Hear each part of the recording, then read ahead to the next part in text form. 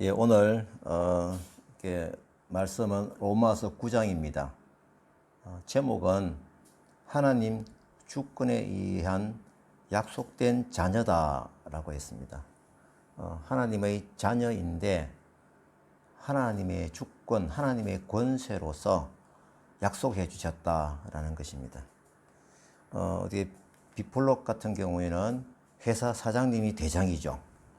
그보다 더 큰 대장이 있습니다. 그 더 큰 대장은 우리나라의 대통령이 더 큰 대장이에요. 근데 그보다도 더 큰 대장이 있습니다. 이 세상을 창조하신 하나님이 총대장이세요. 그 하나님께서 약속을 해 주셨는데 너희는 나의 자녀다라는 것입니다. 자, 이제 성경을 보겠습니다. 로마서 9장 1절부터 13절까지 말씀입니다. 제목은 하나님 주권에 의한 약속된 자녀. 오늘 설교 제목 같습니다. 내가 그리스도 안에서 거짓말을 아니하노라. 나에게 큰 근심과 고통이 있는 것을 성령 안에서 나와 더불어 증언하노니 나의 형제 곧 고륙의 친척을 위하여 내 자신이 저주를 받아 그리스도에게서 끊어질지라도 원하는 바로라. 그들은 이스라엘 사람이라. 그들에게는 양자됨과 영광과 언약들과 율법을 세우신 것과 예배와 약속들이 있고 조상들도 그들의 것이요 육신으로 하면 그리스도가 그들에게서 나셨으니 찬양을 받으실 하나님이시라. 아멘. 그러나 하나님의 말씀이 폐하여진 것 같지 않도다. 이스라엘에게서 난 그들이 다 이스라엘이 아니요 또한 아브라함의 씨가 다 그의 자녀가 아니라 오직 이삭으로부터 난 자라야 내 씨라 불리리라 하셨으니 오직 약속의 자녀가 씨로 여기심을 받느니라. 약속의 말씀은 이것이니 명년 이때에 내가 이르리니 사라에게 아들이 있으리라 하심이라. 리브가가 이삭 한 사람으로 말미암아 임신하였는데 그 자식들이 아직 나지도 아니하고 무슨 선이나 악을 행하지 아니한 때에 택하심을 따라 되는 하나님의 뜻이 행위로 말미암지 않고 오직 부르시는 이로 말미암아 서게 하려 하사 리브가에게 이르시되 큰 자가 어린 자를 섬기리라 하셨나니 기록된 바 내가 야곱은 사랑하고 에서는 미워하였다 하심과 같으니. 아멘. 여러분 주변에는 누가 가장 가까이에 있습니까? 저는 가족입니다. 여러분들도 그러하죠? 우리 비플롭도 고향에 있는 아버지를 너무 사랑해서 아버지를 생각하며 글을 쓴 것을 제가 본 적이 있습니다. 가족은 같이 기뻐하고 또 슬픔이 있으면 같이 슬프고 즐거우면 같이 즐겁습니다. 저는 예를 들어서 딸이 아파하면은 그 아픔이 저에게 바로 전달이 됩니다. 또 아이들이 기쁜 일이 생기면은 그 아이들이 가지고 있는 기쁨보다 더 방방 뜰 때도 있습니다. 그러면 그 다음 2단계에 가까운 사람은 어떤 사람일까요? 대체로 같겠습니다만은 저의 경우 가까운 친척이나 친구들이 있습니다. 또 그 다음은 또 어떻습니까? 조금 더 멀리는요. 교회 다니시는 공동체 멤버들 아니면 회사 다니시는 분들, 친구들 막 그런 분들이 또 될 수 있겠죠. 자, 그러면은 같은 민족이 그 대상으로 나오려고 그러면은 아마 그보다도 더 멀 것입니다. 만약에 신문에 어떤 사람이 아파트에서 떨어져서 자살을 했다라고 하면은 잠시 슬퍼하다가 잊어버립니다. 제가 왜 이 말씀을 하는가 하면은 오늘 읽은 말씀에서 바울 사도의 동족 사랑의 사랑이 너무나도 특이합니다. 제가 보니까 거의 부모님 수준입니다. 바울은 이 사실을 꼭 믿어달라고 표현하기 위해서 민족의 사랑을 말하기 전에 1절, 2절에 보게 되면은 내가 그리스도 안에서 참말을 하고 거짓말을 아니하노라. 내 양심이 성령 안에서 나와 더불어 정언하노니 이 말씀을 전제로 하고 있습니다. 다시 말씀드리면은 이 이후에 내가 민족 사랑에 대한 표현을 할 텐데 그 표현하는 마음이 진심이다. 꼭 들어달라. 거짓말이 아니거든. 이런 말을 먼저 전제로 하고 있습니다. 여기에 더불어 예수님을 보정으로 삼는 말이니 신중하게 들어달라라는 내용입니다. 왜냐하면은 바울 안에 있는 성령 하나님이 더불어 그것을 정언하고 있기 때문에 그렇다는 것입니다. 오늘 메시지의 대상은 바울의 동족 유대인 대상입니다. 저희 같은 경우에는 한국 사람이 되고 비플롭 같은 경우에는 방글라데시 사람이 되겠죠. 바울은 지금 자기 동족 유대인들 때문에 큰 근심과 고통이 있다라고 합니다. 뭐 때문에 이 근심이 있지? 그 고통의 내용을 보게 되면은 동족 유대인이 하나님을 믿는 그 복음, 예수 그리스도를 주로 믿는 그 바른 복음이 들어가 있지 않아서 구원을 받지 못하기 때문에 마음이 매우 안타깝다라는 것입니다.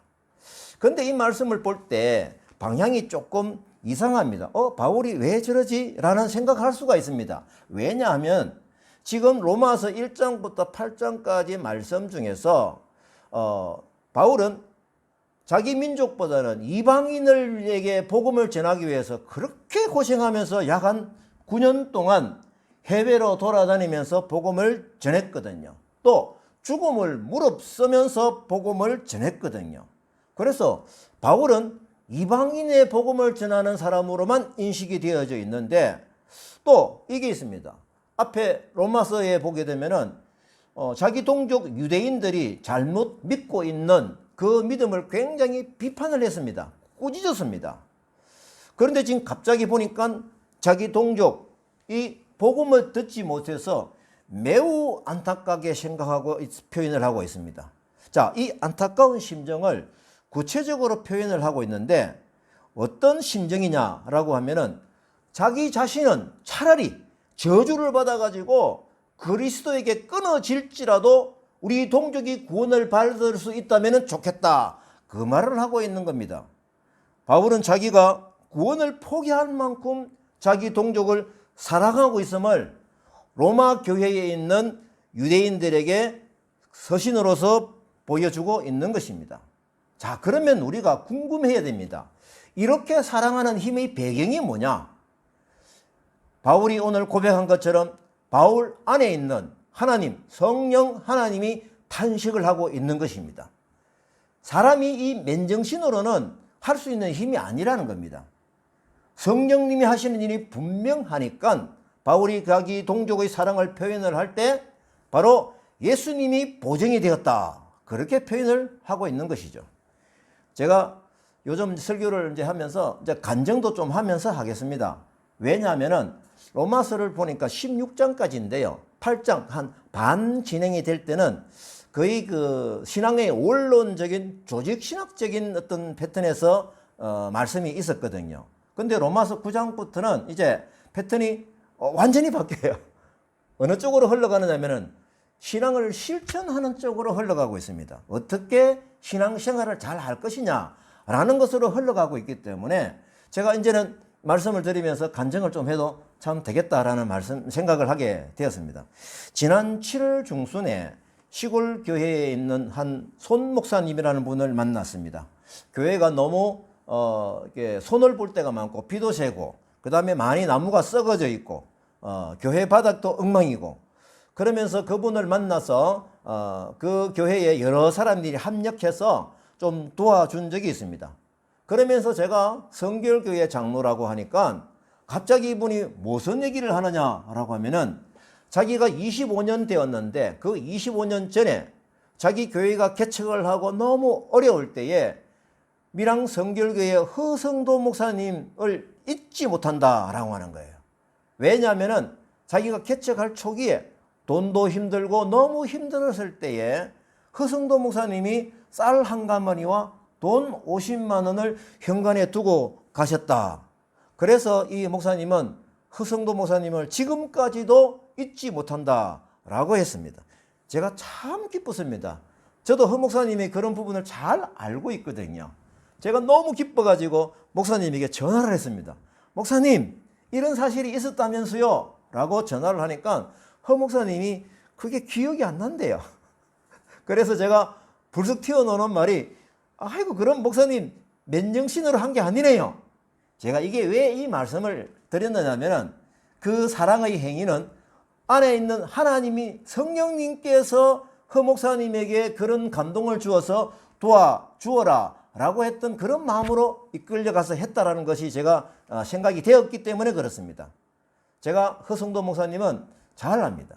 우리 밀양선교회 교회 건축을 했을 때 거의 생활비를 건축 헌금으로 거의 매월 다 내어놨습니다. 그래서 건축 헌금 통계를 해보니까 우리 교회에서 건축 헌금을 제일 많이 하신 분이었어요. 자, 그 뒤로 이 허성도 목사님은 대전에 큰 교회 가셨는데 그 가서 보니까 또 빚이 너무 많아요. 그래서 3년 동안은 자기의 생활비의 반을 헌금을 했다라는 것입니다. 그 뒤로 또 매월 100만 원씩 헌금을 하신 분이 바로 허성도 목사님이시거든요. 다시 말하면 허 목사님 안에 성령님의 감동을 주어가지고 성령님 하게 하시는 대로 순종하며 살았다라는 것입니다. 이것이 바로 뭐냐라고 하면은 성령 충만인 것입니다. 성령 충만한 삶을 우리 후배들에게 직접 보여주신 것이죠. 그래서 참 기뻤습니다. 이제 우리들에게도 성령님이 우리들에게 감동을 주어서 하게 하시는 일들이 있습니다. 그 사랑하신 구체적인 내용을 일단 이 바울이 말씀하시는 것을 눈여겨보도록 하겠습니다.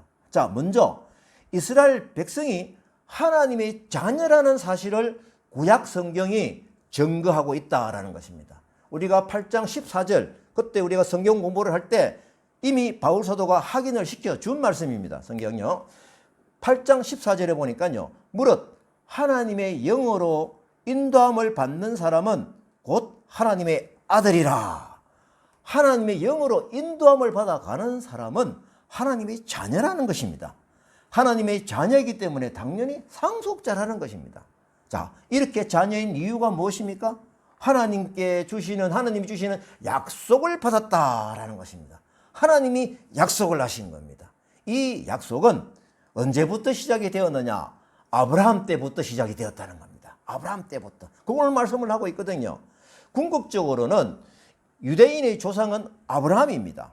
그래서 어떻게 보면은 아브라함을 통해 주셨던 그 복이 유대 민족들에게만 그 복이 전해지는 것 같은데 사실은 비전적으로 하나님께서는 아브라함을 통해서 유대인들을 통해서 세계 모든 열방 민족이 구원을 받을 수 있도록 그 길을 열어주셨고 약속을 하셨다라는 것입니다. 한국뿐만이 아니라 방글라데시와 필리핀과 몽골과 중국과 베트남과 캄보디아와 이 모든 나라들이 하나님의 복을 받게 되어 있는 약속을 이미 받아 놓았다라는 것입니다.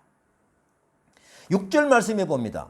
하나님 말씀이 폐하여진 것 같지 않았다라는 것이 뭡니까? 지금 유대인들은 실수를 해서 이 땅에 오신 하나님이신 예수 그리스도를 십자가에 못 박아 죽여버렸거든요. 그래서 어떻게 보면은 하나님의 약속이 없어진 것 같지만은 아직 하나님의 말씀 약속이 없어지지 아니하였다라는 것입니다. 왜냐하면은 온 인류를 구원하시기 위한 하나님의 계획이 열방을 향한 계획이 거기에 들어있기 때문에 그렇다는 것입니다. 그래서 분명한 것은 하나님이 주신 약속은 모든 세계 민족이 받을 수 있는 그 약속이라는 것입니다. 그러나 이스라엘 백성들, 유대인들은 자기들이 혈통적인 특권 의식에 사로잡혀 가지고 이 구원의 섭리를 잘못 이해하고 잘못 적용을 시켰다라는 것입니다. 자, 이제 이 내용이 7절부터 구체적인 내용이 선포가 됩니다. 보겠습니다. 아브라함의 씨가 다 그 자녀가 아니다. 오직 이삭으로부터 난 자라야 내 씨라 칭하리라. 그렇습니다. 이스마엘과 이삭은 형제입니다. 이스마엘이 13년 앞선 형이고요. 이삭은 동생입니다. 그런데 이상한 얘기를 해요. 다 아브라함의 씨인데도 여기서 말하는 자녀 이스마엘을 제외한 약속의 자녀 이삭을 가리키고 있다라는 것입니다. 자, 그러면 하나님의 선택과 구원이 육신적인 혈연에 의해서 의존하지 않는다라는 것을 보여주고 있습니다. 자, 이것은 이스마엘이나 다른 형제들과는 달리 이삭은 하나님께서 약속해 주신 대로 태어난 약속의 자녀라라는 것입니다. 이것이 강조됩니다. 그래서 진정한 의미에서 어떻게 봐야 되느냐라고 하면은 하나님의 자녀는 약속의 자녀라는 겁니다. 하나님의 약속 안에 들어가는 사람은 하나님의 자녀라는 것입니다. 자, 이 약속의 말씀은 이것이라 하면서 그 뒤에 말씀이 나옵니다. 자, 이삭은 하나님 약속에 의한 아들이고 이스마엘은 그렇지 않다라는 것을 보여주기 위해서 창세기 12장의 증거를 제가 말씀을 좀 드리고자 합니다. 자, 그러면은 구약 성경 제일 처음에 있는 창세기 12장 이후에 어떤 일이 일어났는지를 좀 살펴보아야 됩니다. 이 말씀을 이해를 하려고 하면요. 하나님께서 약속해 주신 아들, 이 어떻게 나중에 태어난 이름은 이삭인데요. 을 기다리지 못하고 아브라함은 자기가 그냥 자기 생각대로 자의적인 판단으로 그냥 이스마엘을 생산해 버렸다라는 것입니다. 그래서 이 차이를 꼭 알아야 약속의 자녀의 의미가 깊이 깨달아지고 있습니다. 그래서 이 부분을 좀 더 깊게 보도록 하겠습니다. 성경에서 창세기 12장은 굉장히 중요한 시작입니다. 결론적으로 말씀을 드리면은 하나님께서 관계를 통해서 인간에게 복을 주시는 시작점이 바로 여기입니다.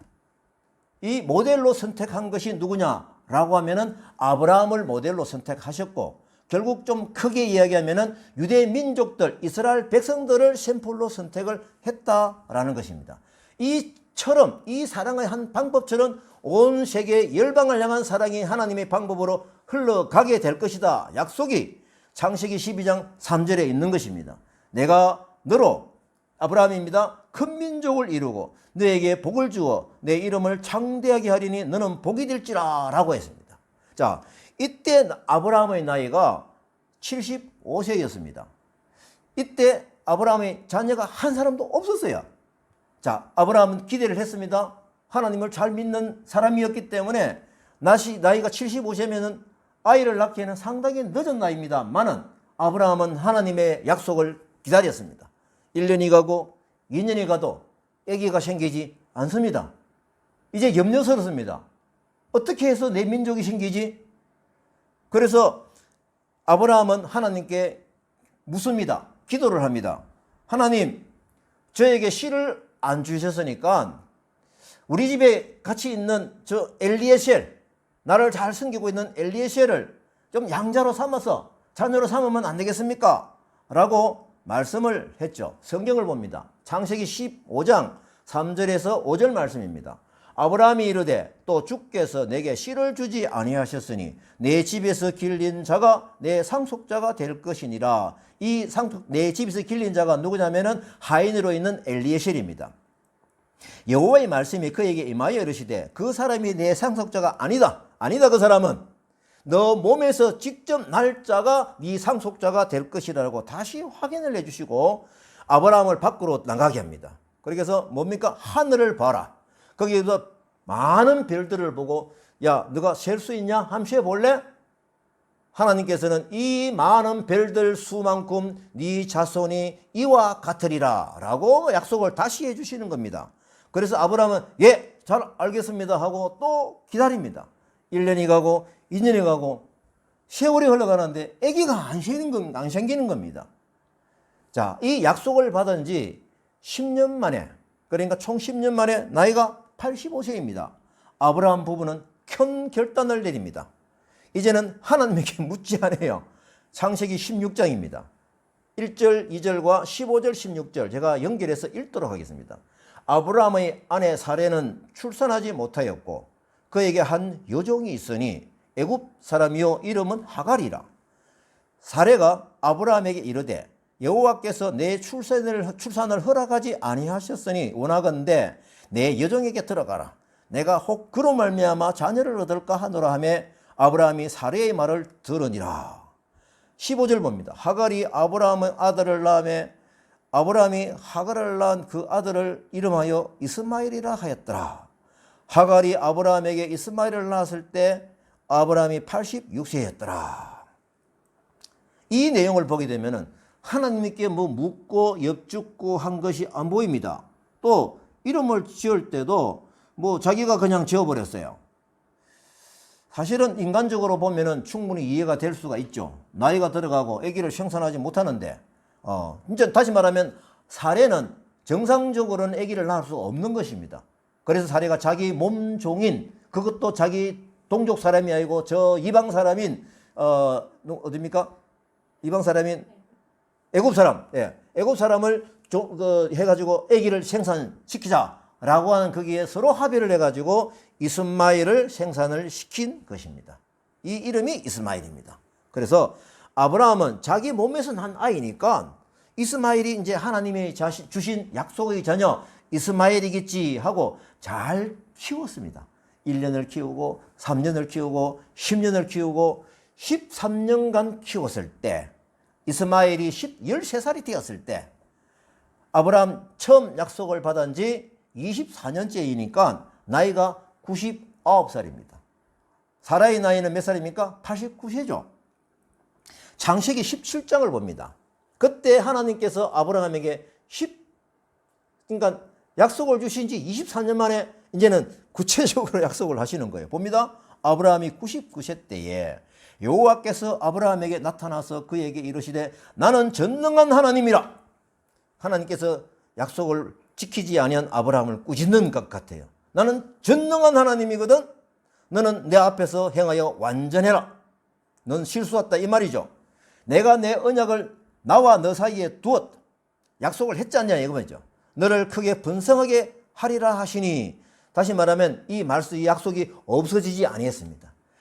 아브라함은 실수를 해서 약속을 어겼지만 하나님은 그 약속을 꼭 지키겠다고 다시 한 번 더 24년 만에 아브라함에게 나타나셔가지고 약속을 확인해 주십니다. 그러면서 주시는 말씀이 17장 7절에 보게 되면 내가 내 언약을 나와 너 및 내 대대 후손 사이에 세워서 영원한 언약을 삼고 너와 내 후손의 하나님이 되리라 라고 하면서 이삭의 탄생의 약속을 다시 한 번 더 해 주는 것입니다.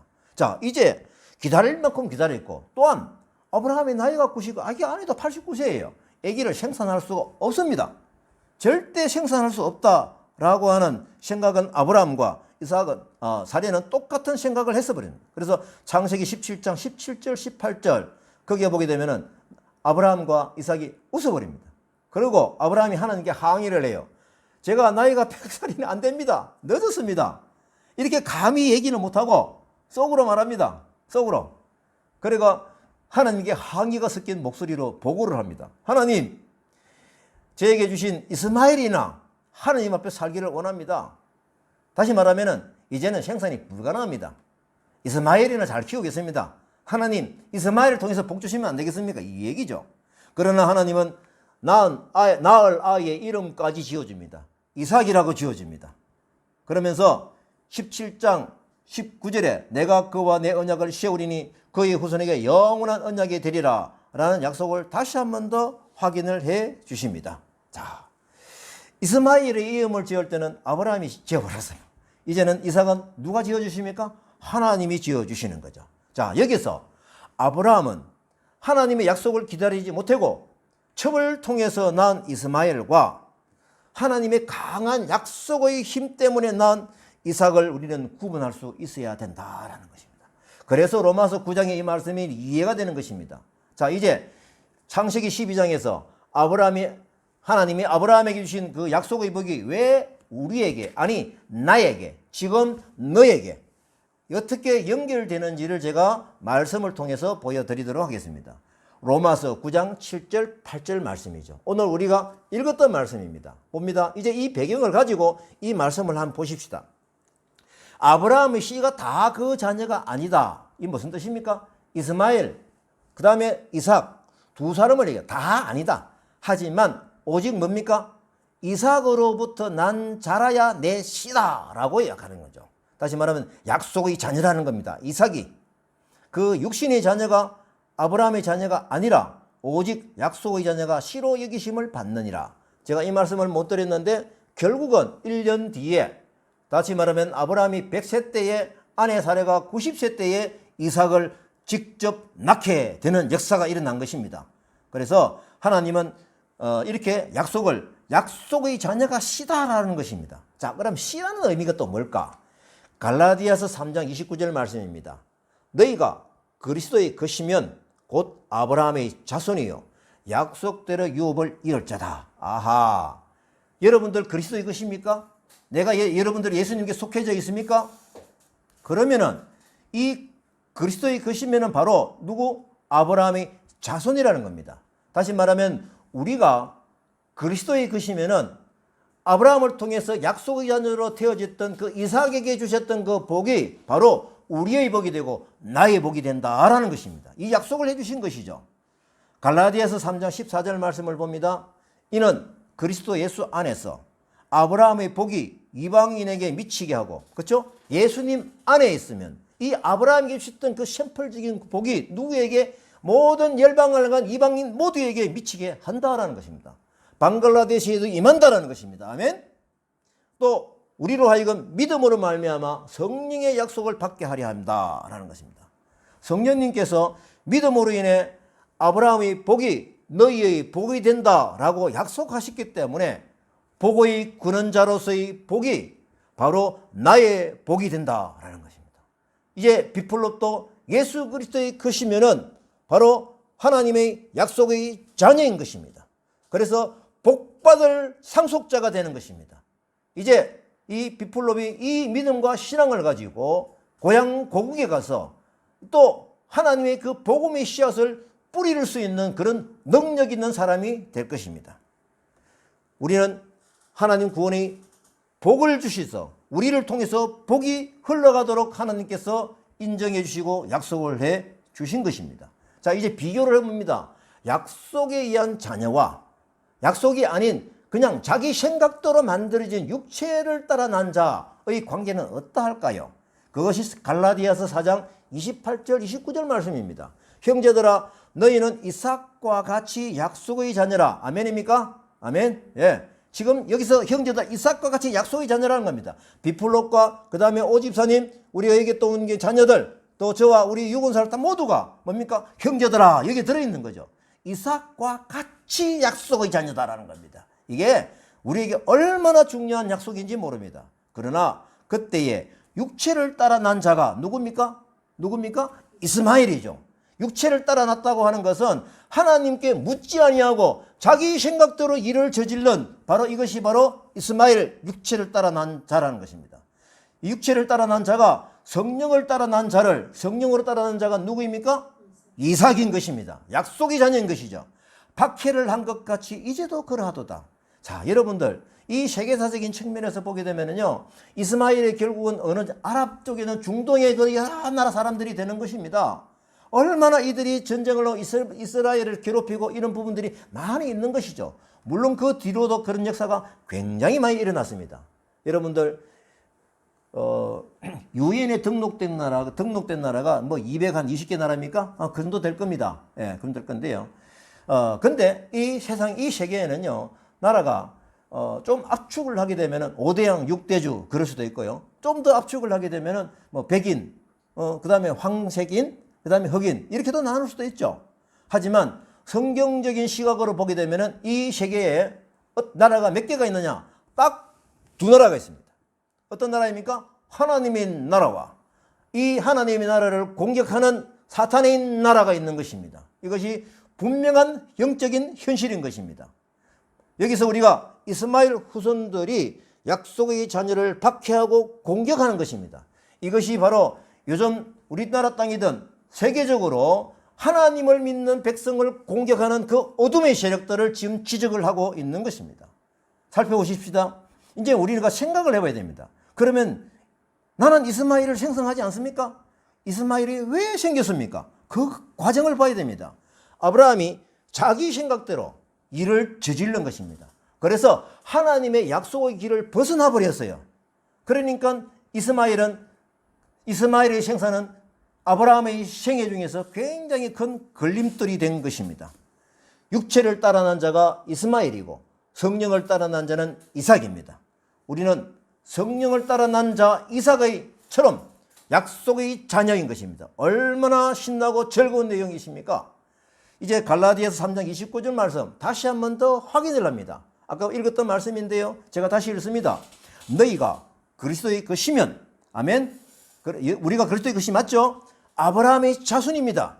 아브라함의 자손, 약속대로 유업을 이룰 자다. 다시 말하면 아브라함에게 주셨던 그 복의 약속이 지금 너희들에게도 당연하게 흘러간다라는 것입니다. 그래서 우리 믿는 자들은 하나님의 아들이면서 상속자가 된다라는 그런 것입니다. 저는 하나님께서 아브라함에게 주신 복이 바로 나의 복이라는 것을 확인시켜 줘서 늘 감사하고 있습니다. 그러나 내가 이 주제를 설교하면서 깨달은 것이 있습니다. 조심해야 될 것이 있습니다. 뭡니까? 내가 절대 이스마엘을 생산하면 안 되겠구나 라는 것을 다짐을 하게 됩니다. 제가 이 다짐을 하는 것은 첩을 얻어가지고 다시 애를 낳겠다라는 것이 아닙니다. 하나님의 약속의 그 라인을 벗어나지 않겠다라는 것입니다. 내 마음대로 행동하지 않겠다는 겁니다. 사실 어떻게 보면요, 아브라함이 조금 인간적으로는 이해는데요, 기다릴 만큼 기다렸잖아요. 기다릴 만큼 몇 년을 기다렸습니까? 예, 몇 년요? 10년을 기다리고 10년을 그만큼 많이 기다렸잖아요. 이렇게 우리가 박수 칠 일이 아니라는 겁니다. 하나님의 약속은 하나님의 때에 반드시 일어나는 것입니다. 지금은 내 생각을 해보면 왜 일어났나지? 왜 걱정이 되고 내가 염려가 되고 그럴지 모르지만 궁극적으로 하나님을 믿고 신뢰한다라고 하는 것은 전적으로 하나님을 믿고 약속대로 기다리는 것입니다. 이것이 바로 이삭을 생산해낼 수 있는 그런 영적인 능력이 되는 것입니다. 여기서 실수하게 되면 이스마엘을 생산해서 우리의 삶을 얼마나 괴롭히는 걸림돌이 되는지 우리는 알아야 되는 것입니다. 자, 이미 여러분은 예수님의 것이 된 것이고 될 것이다가 아닙니다. 이미 되었습니다. 그래서 하나님께서 아브라함에게 주신 약속 안에 들어있는 것입니다. 창세기 12장 2절의 약속, 다시 뭡니다? 너는 복의 근원이 될지라. 비플롭은 복의 근원이 될지라. 이제 방글라데시 고국에 가서 경제적인 그 부분은 아니라 영적인 그 능력과 이런 하나님 주신 힘으로 아는 백성들에게 복을 선포하게 될 것입니다. 자, 이거는 걱정을 안 하셔도 됩니다. 왜요? 이 세상을 창조하신 하나님이 하신 약속이거든요. 우리는 이제 스스로 걸림돌을 만들면 안 돼요. 이제 비플롭도 예배에 참석하고 기도를 했으니까 하나님을 전적으로 믿고 따라가야 되는 것입니다. 자기 생각을 집어넣으면 안 돼요. 그리고 주일날 이 예배하는 것은 성실하게 참석을 하고 또 나와 약속되어져 있는 성경 공부도 열심히 하는 것입니다. 성경 공부를 하는 이유는 하나님께서 주신 약속이 얼마나 많고 많은지 이것을 우리가 공부하면서 정말 하나님은 내 인생의 왕이시다라는 것을 확신을 가지기 위해서 그렇습니다. 우리는 하나님이 주신 약속을 믿고 따라가는 그런 순종의 믿음 생활을 하시기 바랍니다. 그렇게 되기를 바랍니다. 하나님의 약속은 사실입니다. 우리의 삶에서도 이삭을 기다려야 할지 아니면은 이스마엘을 생산해야 될지 선택의 기로에 서 있는 경우가 많이 있습니다. 하나님은 우리를 영적인 존재로 창조해 주셨습니다. 왜 그런가요?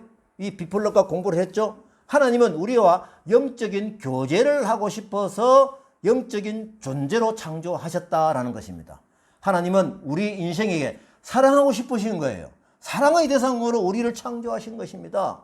그러면 우리는 창조된 목적대로 잘 쓰임 받는다라고 하는 것은 뭐냐? 궁극적으로 하나님과 관계가 좋아지고 하나님과 친하게 지내는 것입니다.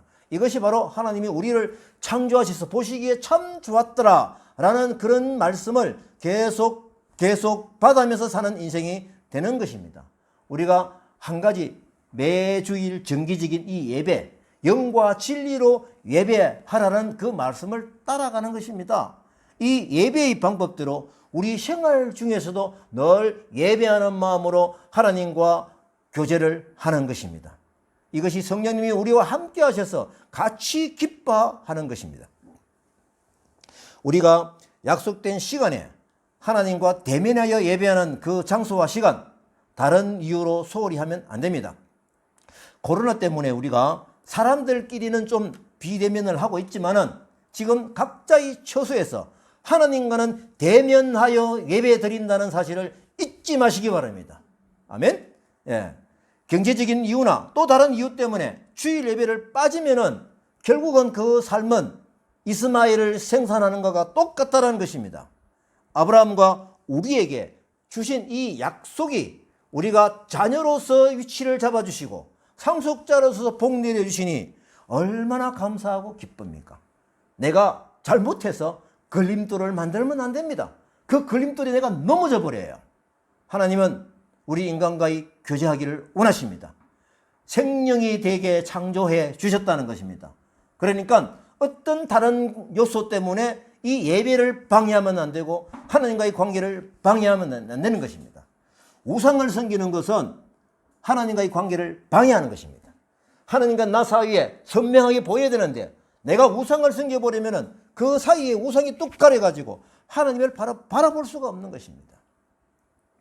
현실에 속아서 만든 이스마엘이 에돔 나라의 조상이 되어가지고 이스라엘 역사 속에서 얼마나 많이 괴롭혔는지 우리는 성경을 보면 압니다. 역사를 통해서도 알고 있습니다. 지금도 이스라엘, 중동 이런 그 이스마엘의 후손으로 인해 가지고 괴로움을 받는 것을 보면은 우리는 절대 이스마엘을 생산해서는 안 되는 것입니다. 우리가 하나님의 자녀인 권세를 누리고 살아가는 권능의 자녀인 것입니다. 하나님 나라의 시민권자입니다. 주일날 경제적인 이유 때문에 예배를 빼먹으면 이스마엘을 생산하는 것과 똑같습니다. 하나님의 이 축복된 약속을 절대 잊지 마십시오. 현실에 속지 말라는 겁니다. 하나님이 주신 그 사실을 반듯하게 세워 가십시다. 어떻게 우리가 현실에 민감하지 않고 사실에 집중할 수 있습니까? 다시 말하면 하나님의 약속을 어떻게 반듯하게 잘 바라볼 수가 있죠? 우리가 하나님의 말씀을 그래서 계속적으로 가능하면 매일 항상 확인해 가면서 내 마음속에 담아가야 된다는 것입니다. 우리가 사랑하는 사람이라고 하면 당연히 자주 전하고 싶고 다시 자주 얘기를 하고 싶은 그런 마음이 당연한 것 아닙니까? 하나님도 그런 마음으로 우리를 지켜보고 기다리고 계신다는 것입니다. 하나님은 이 세상을 창조하신 분이기 때문에 우리 인생의 주인이십니다. 하나님을 주인으로 모시고 사는 우리 모든 사람은 이미 복을 받던 자입니다. 아니, 복의 구원자입니다. 우리를 통해서 복이 흘러간다라는 것입니다. 우리는 하나님의 절대적인 주권을 인정하고 하나님의 보호 아래 들어가야 하는 것입니다. 이제 로마서 9장 14절부터 24절 말씀은 하나도 어려운 말씀이 없어요. 제가 제목을 하나님의 절대적인 주권이라고 했습니다. 제가 오늘은 사실은 좀 간증을 좀 여기 이었는데 시간이 좀 많이 지나서 제가 다음에 한번 하도록 하겠습니다. 자, 오늘 이 말씀을 읽으면서 마무리하겠습니다. 내용이 그렇습니다. 하나님의 절대적인 주권이 어떤 비유로서 얘기를 했는지 살펴봅니다. 그런즉 하나님께 불의가 있느냐? 하나님은 불의가 없습니다. 하나님은 반드시 우리에게 주시는 정의, 하나님의 의가 우리 속에 살아있는 것입니다. 내가 긍휼히 여길 자를 긍휼히 여기고 불쌍히 여길 자를 불쌍히 여기리라 하셨으니 그런즉 원하는 자로 말미암음도 아니요 다른 박질하는 자로 말미암음도 아니요 오직 긍휼히 여기시는 하나님으로 말미암음이니라. 이 긍휼히 여기시는 하나님의 마음 때문에 바울 사도가 더욱이 자기 동족이 유대인들을 그렇게 사랑하게 된 것입니다. 18절을 봅니다. 그런즉 하나님께서 하고자 하시는 자를 긍휼히 여기시고 하고자 하시는 자를 완악하게 하시느니라. 혹 내가 너에게 말하기를 그러면 하나님이 어찌하여 허물하시느냐 누가 그 뜻을 대적하느냐 하리니 하나님이 주권자이기 때문에 하나님께서 하시는 대로 따라가야 된다라는 것입니다. 그래서 비유를 합니다. 나옵니다. 20절 말씀 봅니다. 이 사람아 너가 누구이기에 감히 하나님께 반문하느냐. 시험을 받은 물건이 이 우리를 얘기하는 겁니다. 지은 자에게 하나님을 얘기하는 겁니다. 어찌 나라를 이같이 만들었냐 말하겠느냐. 토기장이가 지륵 한 덩이로 하나는 귀 쓸 그릇을 하나는 천이 쓸 그릇을 만들 권한이 없느냐. 하나님은 이 권한이 있다라는 겁니다. 토기장이가 어떤 건 도자기로 만들고 어떤 거는 이게 뭡니까? 그 접시로 만들고 어떤 거는 숟가락으로 만들고 이렇게 할 수가 있다라는 것입니다. 그런 권한은 주권자이신 이 세상을 창조하신 하나님에게 있다라는 것입니다. 바로 그것이죠. 그러니까 21은 뭡니다. 만일 하나님이 진노의 그릇을 오래 참으심으로 관용하시고 용서하시고 긍휼의 그릇에 대하여 그 영광의 풍성함을 알게 하고자 하셨을지라도 무슨 말을 하리요? 이 그릇은 우리다. 그것은 우리다. 하나님에서 만들어진 우리라는 겁니다. 곧 유대인 중에서뿐 아니라 이방인 중에서도 부르신 자니라. 24절 말씀에 유대인뿐만 아니라 이방인 모든 열방의 족속들도 하나님의 주권 아래서 살아가야 되는 그런 피조물이다라는 것을 9장 14절에서 24절 말씀을 하고 있는 것입니다. 자, 이 말씀은 제가 어렵지 않아서 그냥 이렇게 말씀 읽은 거로만 넘어가겠습니다. 지금 우리에게 코로나 위협이 계속 지속되고 있습니다. 마치 지금 전쟁터에서 실전하며 싸우는 것 같아요.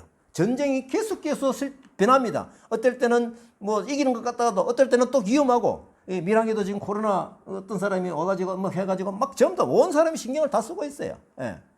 이 험악한 상황이지만은 이 전쟁의 지휘관은 누구십니까? 하나님이신 겁니다. 절대 주권적인 하나님이신 겁니다. 우리가 원망할 수도 있겠죠. 어떻게 보면요. 하나님 왜 이렇게 우리를 괴롭게 하십니까? 아닙니다. 하나님 다 뜻이 있으신 겁니다. 하나님이 때에 이것은 우리가 분명히 알게 될 것입니다. 우리 인생의 주인이신 주권자이신 하나님께 기도하도록 하겠습니다. 이제 우리가 역대하